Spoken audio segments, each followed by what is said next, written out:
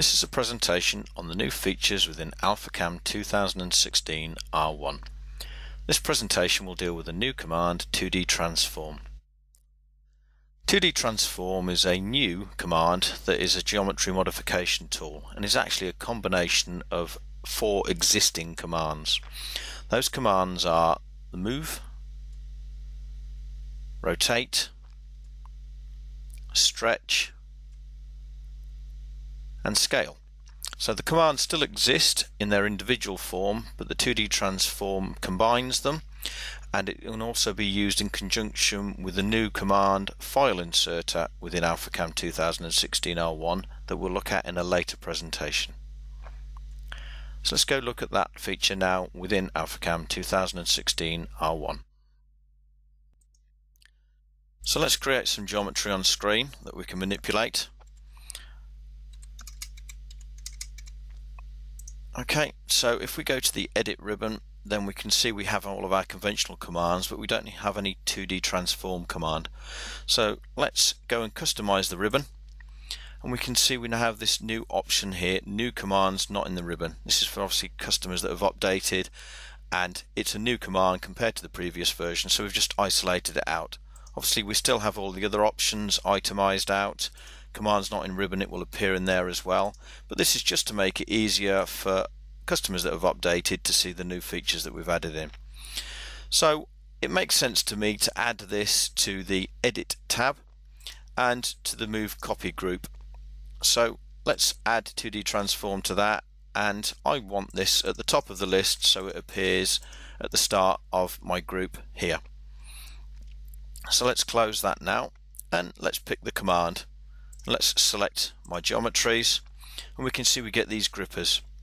So I'm able to click on this middle gripper here, and this will, if I just drag, will give me a move command, or I can click on it and let go, and I can then type in the coordinates that I want that to move to. So I can also click on the end grippers or the top and bottom grippers, and I then get a stretch command. This now will distort the aspect ratio of the component. Or I can click on the top corner or the bottom corner grippers, and now I get a scale. It is now maintaining the aspect ratio. And I can also once again click on one of these and type in a coordinate that I want it to move to. That will give me a stretch if I type in the coordinates. If I click on this gripper here at the top, this now gives me my rotate. I can go for a dynamic rotate, and we get to see the angle appearing on the cursor, or I can click on it and type in a value that I want it to move to. So I could say a fixed value of 45 degrees.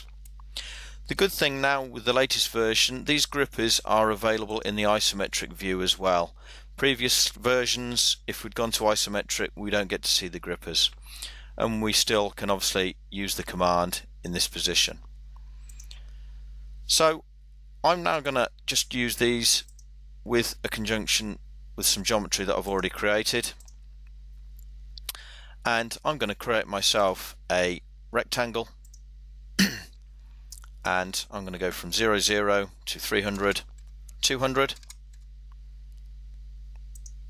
and I'm just going to adjust the scale on this a little bit. So let's go pick my 2D transform command, pick my geometries, let's adjust the scale, and we could stretch these slightly, and I'm now going to move them. And I can now use my snaps as well to a point.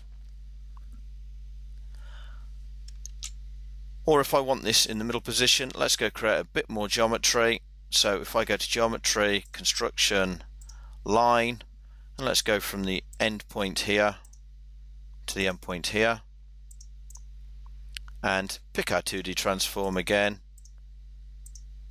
Pick on the grippers, let's go put them in the midpoint of this line here, and now what else I can do with the line is I can activate my rotate command and then go pick a snap. So I'm going to activate my endpoint snap, just click the endpoint of this line here, and it's actually now rotated it to the angle of the line, rather than me having to work out what the angle is and type that value in.